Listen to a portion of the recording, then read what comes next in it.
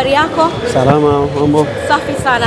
Kwanza hongereni kwa aina ya mchezo ambayo umeonyesha leo. Tuambie ushindi huu na alama hizi zina tafsiri gani kwenu kama wachezaji?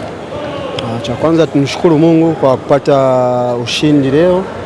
Nahisi matokeo haya yametupa furaha kama wachezaji. Nahisi ni muda mzuri na mashabiki na wao wawe na furaha.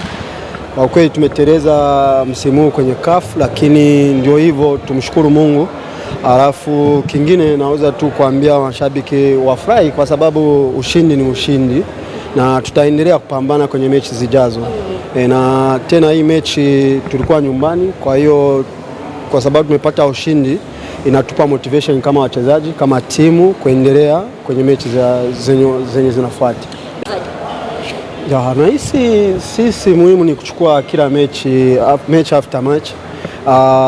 Nahisi sasa hivi ni muda usio sahihi kuongea kwenye mechi ya Yanga kwa sababu kabla ya Yanga hapa tuna mechi nyingi. Kwa hiyo itafika muda tutaongea kuhusu mechi hiyo. Muhimu ni kuendelea kupambania timu, kuendelea kupata ushindi, alafu tutaona kwa sababu nahisi objective ni kufanya vizuri kwenye ligi ili tuendelee tena na turudi kwenye CAF Champions League tena msimu ujao. Ni funzo la namna gani sasa mmeondoka nalo mara baada ya mechi hii kutamatika? Nahisi kuna vingi vya kujifunza.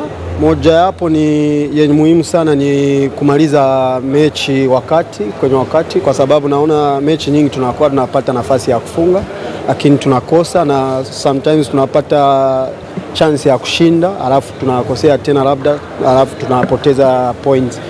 Kwenye mechi kama hizi za kimataifa ziko tofauti kidogo kwa sababu tunacheza na timu zenye upinzani mzuri, kwa hiyo na sisi tunatakiwa tuwe tu makini na kupambana zaidi. Asante sana.